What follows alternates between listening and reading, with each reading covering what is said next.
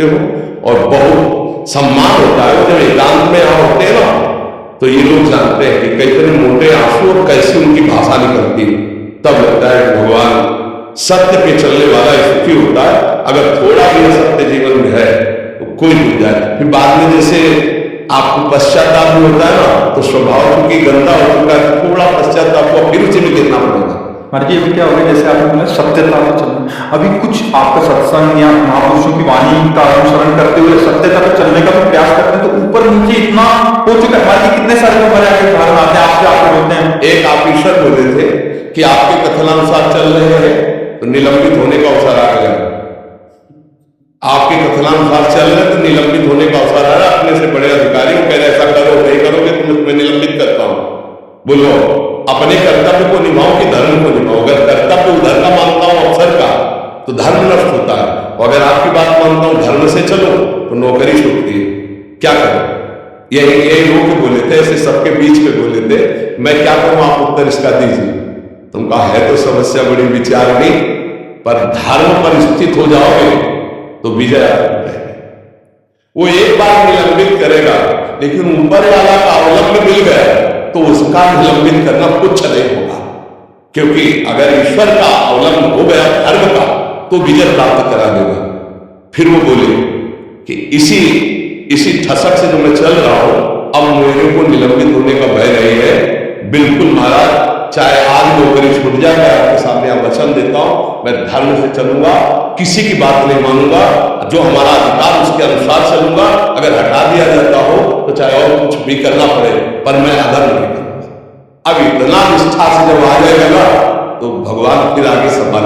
ये तो जरूर धर्म से चलने वाले को यहां सहयोग देने वाला कोई नहीं मिलेगा भगवान के सिवा, पर विजय उसी की होगी जो धर्म से चलेगा।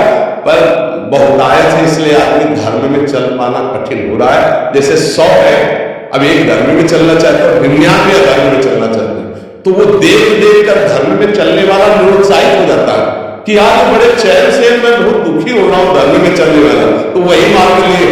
तो इसलिए कोई बिरला निकल।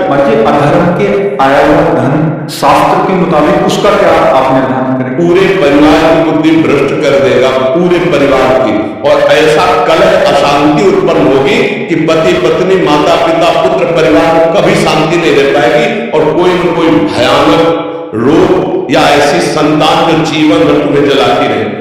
अब पूरे जीवन उसको संभालते रहो। तुम्हारे कर्म का, चाहे अभी का ले लो चाहे पीछे का ले लो, हिसाब होगा, तुम्हें भोगना पड़ेगा।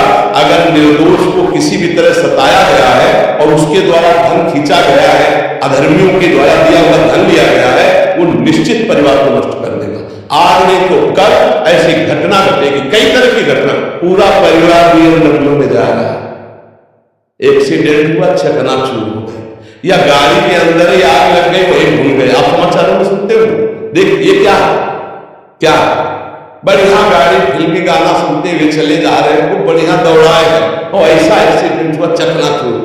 अधर्म से बचो, साइकिल से चलोगे सुरक्षित रहोगे, धर्म से चलोगे। हम माना कि साइकिल से स्कूटी भी ले, लेकिन सुरक्षित जीवन आप कर रहे हैं। अधर्म से चलोगे, मानव और शरीर BMW में चलोगे, लेकिन चलने लायक नहीं रहोगे, क्योंकि समय और कर्म ये दोनों आपको सुधार देंगे। मतलब आया हुआ धन बच्चों की बुद्धि में बुद्धि को नष्ट करेगा, पत्नी में कलह पैदा कर देगा, पति पत्नी में असंतोष पैदा कर देगा। वैसे आचरण वाला होगा कि पूरा पूरा जिनके लिए तुमने कमाया है उन्हीं के लिए तुम्हें पूरे जीवन चलना पड़ेगा, और तुम्हारा शरीर भी बड़े से बड़े घटना का शिकार बन जाएगा। क्योंकि आप किसी की अधर्म का धन ये कभी चैन से नहीं रहने देता। पक्की बात, एक समय था दुर्योधन आदि को फूले घूम रहे थे और पांडव वनवास भोग रहे थे, धर्म से चल रहे थे, और समय क्या आया, सांप काट के फेंक दिए गए और सिंहासन पर युधिष्ठिर जी बैठे। थोड़ा धर्म वाले को भटकना पड़ता है, कष्ट सहना पड़ता है, और अधर्मी फूलता रहता है, लेकिन उसकी फूलन एक दिन नष्ट हो जाएगी और वो उच्च कोटि की अवस्था को प्राप्त होगी। मतलब एक और जैसे सरकारी विभाग आदि होता है, किसी एक प्रोजेक्ट के लिए धन मिला होना चाहिए, तो अधर्म का धन ये भी माना जाएगा कि जिस चीज के लिए वो मिला है उसी चीज पे लगना चाहिए। अगर हम उससे अन्य इधर उधर करते हैं तो अधर्म। तो सरकार आपको पैसा देती है ना, सरकार अगर मान लो आप किसी बात का ठेका लेते हैं, किसी बात, तो ये तो बता ही है कि आप इतने % इसके लेंगे, लेकिन उतना आपको लगाना अगर उसको आप नहीं लगाते तो अधर्म का ही होगा, वो आपका नाश तो करेगा, पतन तो करेगा, चाहे जिस भी भाग से ले लीजिए। वैसे मुझे लगता है तो सरकारी हिसाब किताब से जो धन दिया जाता है उनका तो अपना अलग सरकारी पैसा मिलता हो, मैं पूरा सरकार से इंजीनियर है उसका अलग पैसा है, अलग, हाँ उसका अलग, तो फिर आपको जो जहां के लिए मिला है वो अलग है, जैसे पुल बनाने के लिए, रोड बनाने के लिए या जिस विभाग के लिए, उसको यथावत लगा देना चाहिए। अगर नहीं लगाए तो फिर कानून में भी अपराध है और भागवती में भी अपराध है। वो समाज सेवा के लिए मिला हुआ पैसा अगर कहीं अपने घर में लगाया जाए और उसको कुछ दिखा दिया जाए तो घर में नहीं ठीक रहेगा और परिवार उसमें रहने वाला सुखी नहीं रहेगा, क्योंकि अदर वो भी होता है ना। हाँ, ऐसे जिस हेतु के, ऐसे संत के लिए अगर दिया गया कि 500 रुपया संत सेवा के लिए है और आपने 500 में 100 रुपये का कुछ और प्रयोग किया, 400 रुपये लगा दिए, 100 रुपया तुम्हारे कर्जा हो गए, वो तुम्हारा धर्म हो गया। ये बहुत हिसाब किताब है। ये श्री जी की सेवा के लिए तो श्री जी की सेवा में लगे, ये गौ सेवा के लिए तो उससे 1 रुपया मत निकालना, गौ सेवा के लिए लगे, ये आपकी सेवा के लिए, अब आप उसका प्रयोग कर सकते हैं।